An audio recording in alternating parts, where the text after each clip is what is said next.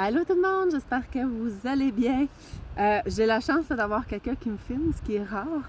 Puis heureusement parce que j'aurais pas pu faire la vidéo, si vous voyez mes doigts. C'est de la résine, j'ai cueilli du bourgeon. Les cueillettes commencent. Il y en a hier qui m'ont envoyé la question. Hey Karine, est-ce que les cueillettes sont déjà commencées? Oui, ça commence déjà. Donc ici, vous voyez les bourgeons de peuplier baumier. C'est vraiment de la résine qu'il y a sur mes mains. Je vais lancer ça dans le sac. Donc, normalement, le peuplier baumier, je le cueille. J'ai une amie qui fait des baumes avec ça. Cette année, je vais essayer de le transformer. Pour moi, je vais essayer pour la première fois de faire ma propre transformation.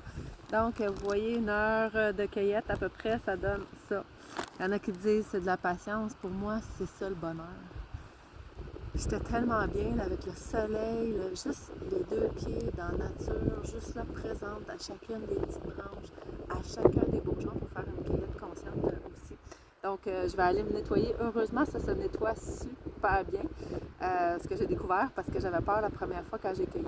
Il y a des gens qui me disent « Karine, mets-toi des gants. » Pourquoi me mettre des gants? J'adore ça. J'adore avoir la résine sur mes mains. Là, je vais vous montrer la chose qui est à cueillir pour vous en ce moment. C'est le tissulage qui vient de se pointer le bout du nez. Donc, on va aller voir le tissulage que certains pensent que c'est le pissenlit. Non, à ce temps-ci, ce n'est pas le pissenlit. Vous allez voir la fleur. Il n'y a pas de feuillage autour. Le feuillage va apparaître quand la fleur va disparaître. Donc, on va aller voir le tissulage qui est juste ici. Là, il est embourbé un petit peu de... Je ne vais pas me piquer, c'est piquant de l'année passée. Là. Il y a la bardane. Puis... Donc, voici notre tissulage qui est là. Je vais prendre mon autre main qui est moins gommée. Donc, on le voit super bien. Je vais prendre une belle fleur. Celle-ci, ça en est une. Puis, il commence déjà à être long. Vous voyez la belle fleur ici? Ça, c'est notre tissulage. Ça va pousser partout. C'est que c'est sablonneux comme ça, les bords de fossé. Puis, il y a la petite tige comme ça ici, avec les petites écailles. Moi, les fleurs, à ce temps-ci, je vais les mettre dans une salade.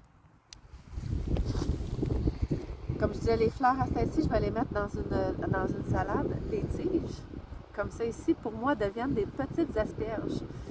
C'est super bon. L'année passée, je l'avais montré sur une photo, je crois, si je ne me trompe pas. Je vais les laver comme il faut. C'est à peine si je vais mettre un petit peu de beurre dans ma poêle, juste poêler une petite minute de rien. Je roule ça dans du saumon fumé comme des asperges, c'est extraordinaire. Puis, ben, pourquoi pas mettre ces petites fleurs en décoration dessus avec une petite huile, c'est extraordinaire. Donc, il y a plusieurs vertus au tissulage. Faites vos propres recherches. Toujours, on peut cueillir quand même celui-ci en abondance, mais on reste conscient qu'on en laisse aussi. Il y a de la nature autour de nous, il y a des oiseaux, il y a des animaux. Toujours faire attention au début quand on commence avec la cueillette sauvage, d'en manger de façon graduelle. On ne veut pas avoir mal au ventre. Notre corps n'est pas habitué à certains éléments qui sont dans c'est puissant. C'est puissant, les plantes sauvages. C'est pas comme toutes ce qu'il y a dans nos épiceries bourrées de pesticides, on va dire ça comme ça. Donc voilà, cueillez consciemment et mangez prudemment.